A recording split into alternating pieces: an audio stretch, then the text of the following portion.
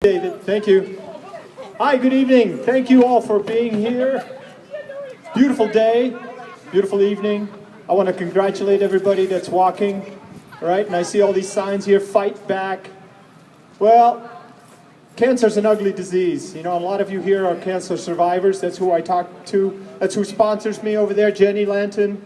Right, Manny? Everybody's here for a cause. It's beautiful, it's great. But what we want to try to do, what I'm going to try to do, is I'm going to talk to you about how can we prevent getting cancer in the first place?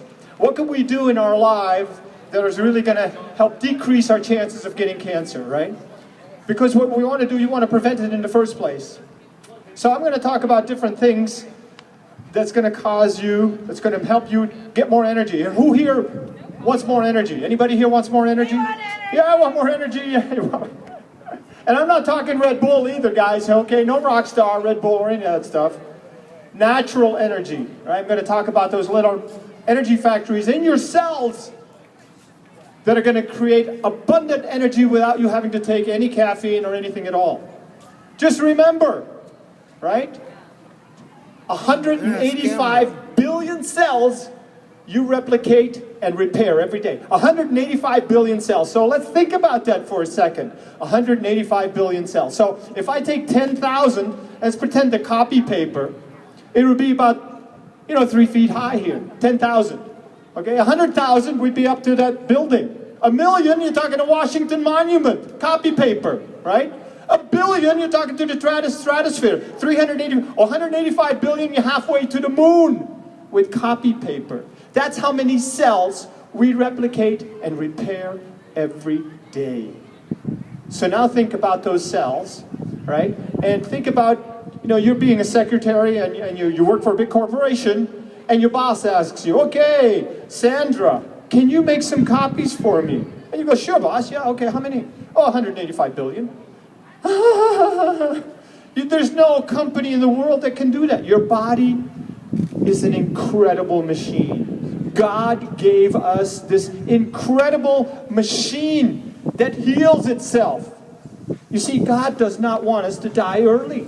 No, that's not in His plan. I'm here to allow you to make some choices that can extend your life, live better, live cleaner, live with more energy. The whole problem is the system's kind of stacked against you, right? If you walk into a supermarket, what do you see? First thing, there's these packaged foods, sugar, salt, and fat. That's what we're wired for. That's what we're wired for. So, these foods are very addictive. So when we go into the supermarket, if you want to look for the healthy stuff, you got to go all the way around the back, right? And there's the meats, right? And your produce and all the green stuff is all the way to the back of the store. It's all about money, folks. And that's, unfortunately, that's a real problem. We need to take control back in our life. And so, let me talk a little bit about the 3 things that are very important. First of all, exercise is really, really important. But if you're looking at your lifestyle as a circle, right? Exercise, maybe 20%. That's it. I used to think exercise was the end all. But you can exercise till you're blue in the face. If you don't make proper lifestyle changes, you're never going to reach your goal. Exercise, you're talking 20%. The rest, lifestyle. Here we go. 60% plus lifestyle. Right? 60%.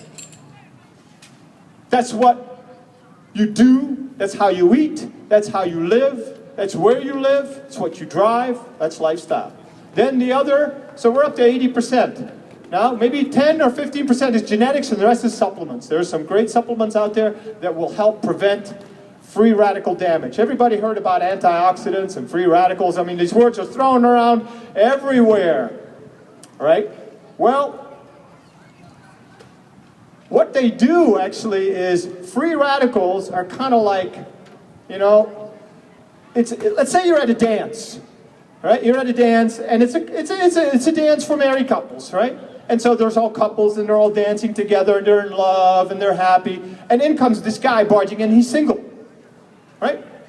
It's called Free Radical. That's his name. Free Radical. Free Radical comes barging into the dance and he sees a cute girl. Antioxidant. Hey, I like Auntie. She's cute. I want to go dance with her. So he knocks over her partner, he grabs her, and starts dancing with her.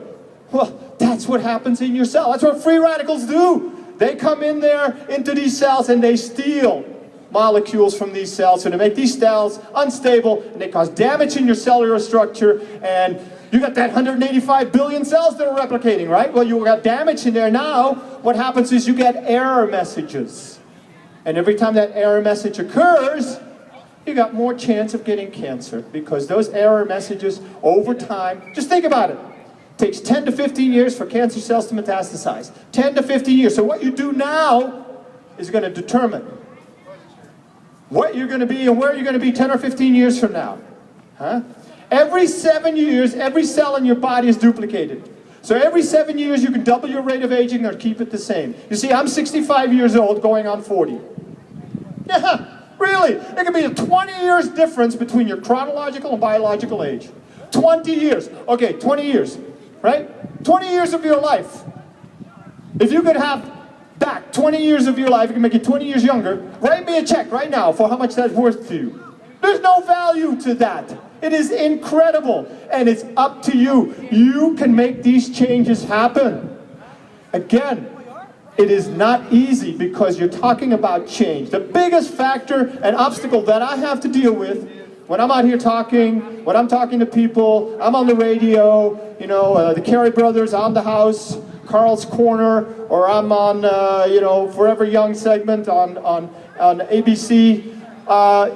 The biggest factor that I have to come across with is change. People don't want to change. Change is uncomfortable, and I'm going to stay here, you know, in my little corner, and I'm kind of comfortable here, even though I know I'm probably going to be dead, but I'm comfortable, so I'm not going to change. Okay, well, you know, you have to change. The three factors of change is first is information. Information. We're all drowning in a sea of information. Huh? There's the internet, there's books, it's easier to go take a new seminar and learn something new than apply what you already know. Daniel Webster put it this way: it's better to read one book 5 times than to read 5 books. Yeah. You know, learn the information and apply it. So we're drowning. There's plenty of information out there. We're drowning in a sea of information. The second is attitude. We've all got this attitude. Oh no, I can't do that because this might happen. And we've been taught this since we were kids. No, don't do that. Don't cross the street. You're going to get hit. Don't do that or you might burn your finger. Don't do this. Don't do that. Don't do that. Don't. That's your attitude. So now, right, you have this, what I call stinking thinking. You need to overcome this. And instead of red light thinking, go to green light thinking. Think about something and say, oh, wow, oh, wait a minute. Why am I against that? Let me analyze this thought or idea rather than right away put up this wall and say, oh no, I'm not going to do this. No, let me think about this and let me analyze it. And maybe there are some truth in here and that I can use, and that way I can make change happen. The last part, so these are all obstacles. A lot of people never get past the second one, attitude, right? They never get past that. The third and final state of change is behavior, because now you actually have to do something about it. That's right, you have to do something about it.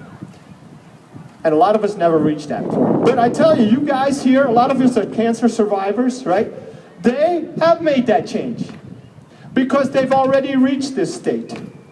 You see, a lot of us will wait until something traumatic happens before we make the change. But then sometimes it's already too late.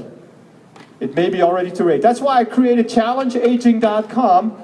It has a plethora of useful information on there, right? There's no hooks on there. Nobody's trying to sell anything. We just want to give you advice, give you options, educate you, maybe inform you, so you can take back control in your life, right? So you can make the right choices. So you can go to the store and you know about inflammatory foods, right?